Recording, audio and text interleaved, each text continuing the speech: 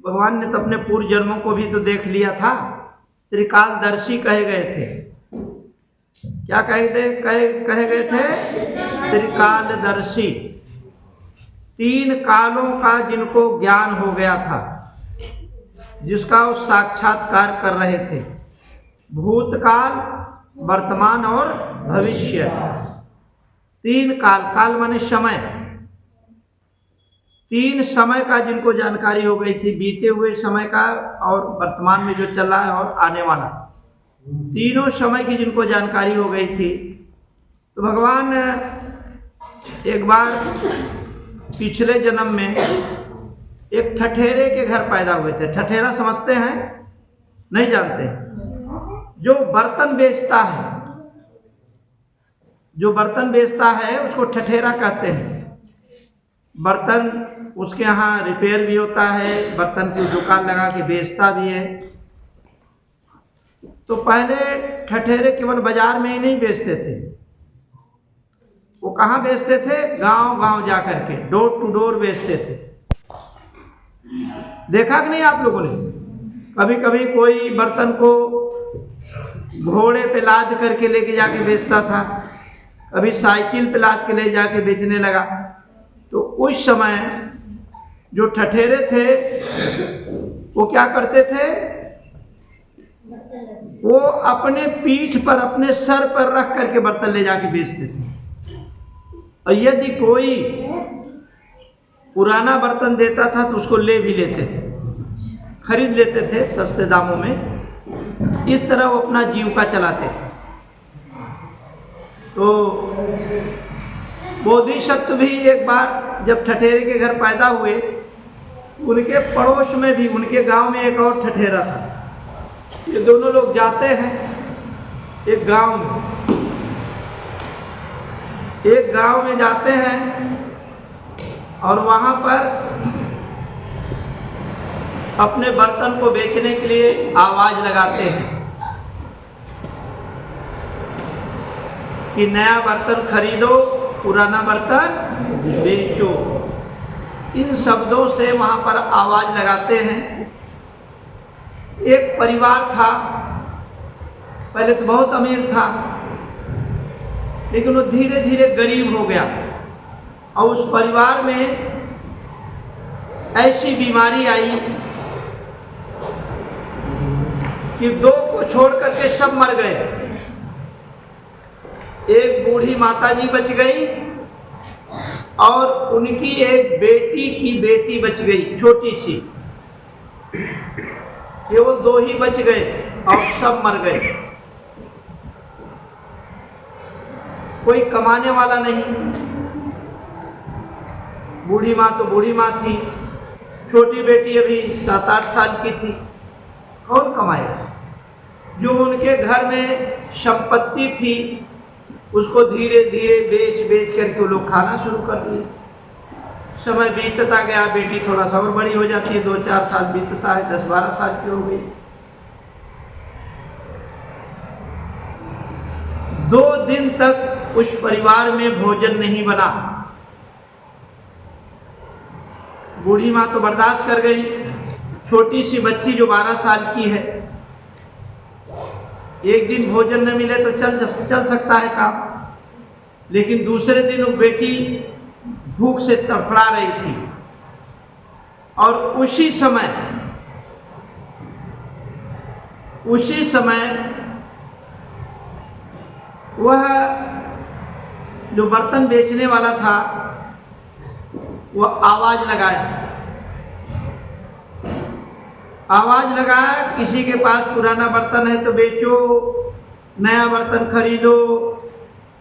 तो बूढ़ी माँ ने सोचा कि हमारे घर में एक बहुत ही उसमें मिट्टी काई लगी हुई है, पुरानी एक कटोरा, पुराना एक थाली टाइप का कटोरा है बड़ा सा, इसको अगर बेच देते हैं कुछ पैसे मिल जाएंगे तो ले आकर के कम से कम एक मिट्टी हम भोजन तो कर सकते हैं। उस ठठेरे ने उस बेटी की आवाज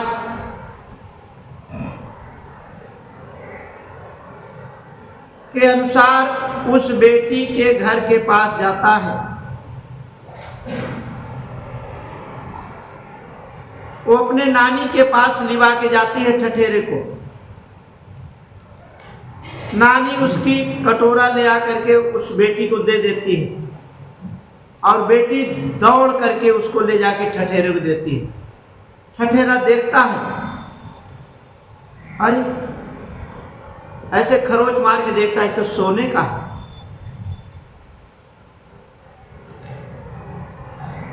जब वो देखता है कि सोने का है,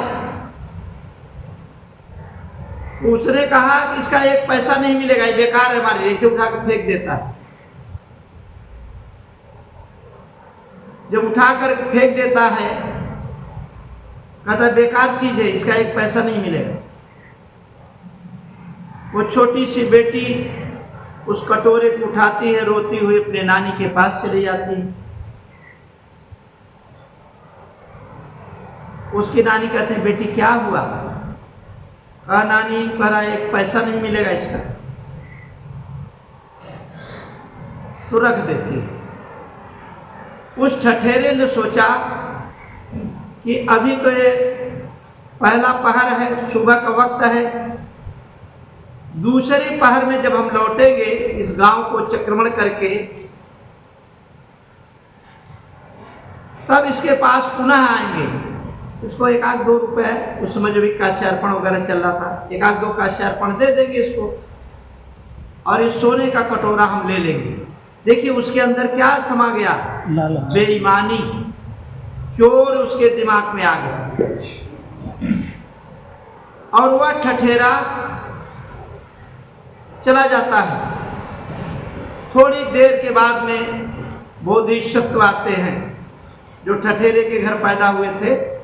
दोनों साथ साथ निकले थे उस गांव में। थोड़ी देर के बाद में बोधिसत्व आते हैं वहां और इन्होंने भी आवाज लगाई। आवाज सुनकर के बेटी दौड़ करके आती है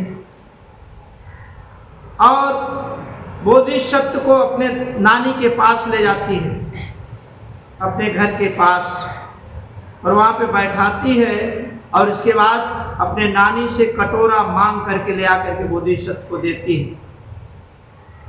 और नानी भी धीरे धीरे आ जाती है बोधिसत्व के पास। तो बोधिसत्व उस कटोरे को परखते हैं, जान जाते हैं तो सोने का। तो बोधिसत्व से नानी कहती हैं कि बेटा कुछ दे दो इसका, हमारी बेटी हम 2 दिन से भूखे हैं, कुछ तो अन्न मिल जाता, हम लोग रोटी बना के खा लेते।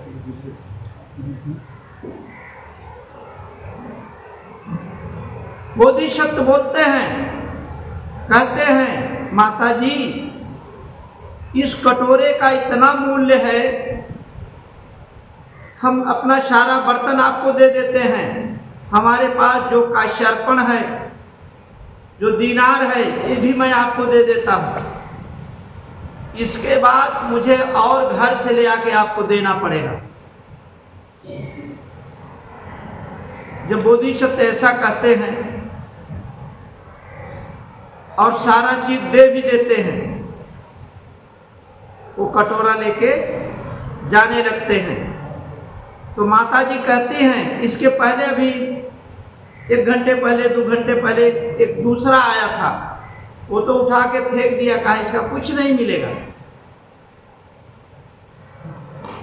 बोधिसत्व कहते हैं माता जी ये बहुत कीमती है, सारा अपने पास का काश्यार्पण दीनार माता जी को दे देते हैं और सारा बर्तन जो उनके पास था वो भी सब दे देते हैं। बोधिसत्व चले गए अपने घर के लिए, अपने गांव के लिए। और थोड़ी देर में वह दूसरा वाला जो ठठेरा था वह आता है, पूछता है माता जी आप अपना कटोरा हमको दे दीजिए, हम कुछ आपके ऊपर दया करके दे देते हैं। जब ऐसा कहता है तो बूढ़ी माता जी, अब गांव की बात होती है, बूढ़ी माता जी ने कहा कि अभी एक दूसरा आया था, वो हमें अपना सारा काश्यार्पण, सारा दीनार दे के गया जितना बेचे हुए था, और अपना सारा बर्तन भी दे गया, और मेरा कटोरा ले गया, अभी घर से गया है, और मुझे रुपया ले और मुझे काश्यार्पण ले आके देने की बात क्या है? वो अपने घर गया है ले आने के लिए, मैं तो कटोरा बेच दिया। अब इसके मन में खुराफात शुरू हो गई, ये मेरे ग्राहक से क्यों कटोरा खरीद लिया, अभी चलते हैं उससे हम झगड़ा करते हैं। बड़ी तेजी से वो घर के लिए प्रस्थान करता है। एक नदी पड़ती है बीच में, जब उसी नदी में पहुंचता है, घर के नजदीक वो नदी थी, वो नदी पार करके जाना होता है। जब नदी के पास पहुंचता है तब तक देखता है कि वो तो घर पहुंच गया है, दिखाई नहीं दे रहा है, पूरा मैदान था ना, इसका मतलब रास्ते में कहीं मिला नहीं, वो तो घर पहुंच गया। वो अपने बाल को नोचने लगता है, पागल हो जाता है, और उसी नदी में डूब करके अपनी जान दे देता है। तो कोई भी बिजनेस किया जाए, यदि सत्यता के साथ की जाए, तो हमें कभी हानि नहीं उठाना पड़ेगा। लेकिन यदि हम किसी को धोखा देते हैं, हम अपना बहुत नुकसान करते हैं। अभी कल किसी ने पूछा था, कोई बिजनेसमैन है यहाँ, कल किसी ने पूछा था, हाथ ऊपर कर दीजिए, कि हम बिजनेस करते हैं, झूठ बोलना पड़ता है। आपको मैंने समझाया था ना, इस घटना से आपको बड़ी सीख मिल गई होगी। इस कहानी से आपको बहुत सीख मिल गई होती। हमें अपने जीवन में कभी किसी को धोखा नहीं देना चाहिए। यदि हम किसी को धोखा देते हैं, हम अन्य को धोखा नहीं देते हैं, हम अपने आप को धोखा देते हैं। जब हम अपने आप को धोखा देते हैं, उसका परिणाम क्या होगा आप खुद समझ सकते हैं। जैसा इस कहानी के, इस घटना के माध्यम से आप लोगों तक उसका परिणाम पहुंच गया होगा। बोधिसत्व जिस भी रूप में रहे हैं, सदैव उन्होंने इंसानियत, मानवता और पारमिता को ध्यान में रखते हुए जीवन जिया है। पारमिता को, जो पुण्य पारमिताएं हैं, एक एक बूंद करके उन्होंने अपने पूरे घड़े को भरा है। बोधिसत्व ऐसे नहीं पैदा होते हैं, कल्पों कल्पों वर्ष के बाद बोधिसत्व का जन्म होता है। आप समझिए इस चीज। इसलिए हम बिजनेस में रहें, हम सरकारी नौकरियों में रहें, हम प्राइवेट नौकरियों में रहें, हम घर गृहस्थी में रहें, हम कहीं भी रहें, लेकिन सदैव सत्य का साथ देना चाहिए, सत्य को स्वीकारना अवश्य चाहिए, जिससे हमारा भी जीवन अच्छा हो और इस संसार में जितने भी प्राणी वनस्पतियां हैं, सबका जीवन अच्छा हो। इसलिए हमें सत्यता का सदैव अनुसरण करना चाहिए, अनुपालन करना चाहिए, जिससे हमारा और सबका जीवन सुखमय और शांतिमय हो। आप लोग एक पुस्तक पढ़ेंगे, उस पुस्तक का नाम है डिस्कवरी ऑफ इंडिया। पढ़ा आप लोगों ने? डिस्कवरी ऑफ इंडिया, जिसके राइटर हैं पंडित जवाहरलाल नेहरू। उन्होंने लिखा है, बड़े स्पष्ट शब्दों में लिखा है कि यहाँ के लोग जब आदिवासी रूप में थे, वनवासी रूप में थे, जंगलों में रहा करते थे, आदि मानव के रूप में थे, कैसे उनका जीवन चलता। युद्ध होता था, एक कबीला दूसरे कबीले को देख करके युद्ध करता था, अनायास युद्ध करता था। और ये लोग रहा कहाँ करते थे? गुफाओं में रहते थे। कोई मकान नहीं था, कोई झोपड़ी नहीं थी, कोई माल नहीं था, कुछ नहीं। गुफाओं में रहा करते थे। जैसे टीला है मिट्टी का, उसमें जगह बना करके उसके अंदर रहते थे। पेड़ का जो है, बड़े पुराने पेड़ होते थे, उसकी गुफाएं होती थी, उसके अंदर रहते थे। ऐसे जीवन व्यतीत करते थे, जानवरों जैसा। और सड़ी हुई चीजों का सेवन करते थे, जो नशा करता, ऐसा स्पष्ट उसमें लिखा गया। और कत्लेआम किया करते थे। पता लगा किसी की माँ मर गई, किसी का भाई मर गया, कोई दुख नहीं होता था उन लोगों को, रोते ही नहीं, कतई नहीं रोते थे। वो समझते थे वो मर गया तो उससे क्या लेना देना, वो मर गया तो मर गया, फिर वापस आने वाला नहीं। इतना ज्ञान था उन लोगों के अंदर। भले वो अन्य चीजों में नहीं, या मतलब जानकार, अन्य चीजों के जानकार नहीं थे, लेकिन इतना जानकार जरूर थे, जो मर गया वो पुनः जिंदा होने वाला नहीं है। मरे हुए जानवरों का मांस भी खाया करते, बिना पकाए अग्नि का आविष्कार नहीं। ये सब सारी घटना है। तो अब तो आप लोग काफी विज्ञान में आगे निकल चुके हैं। कम से कम उस समय की जो ईमानदारी थी, उस समय का जो ज्ञान था, उसके अनुसार तो हम अपना जीवन जी सकते हैं। अगर उसके अनुसार भी अपना जीवन जिए, तब भी हमारे जीवन में खुशियां ही खुशियां होंगी, कभी दुख नहीं आएगा।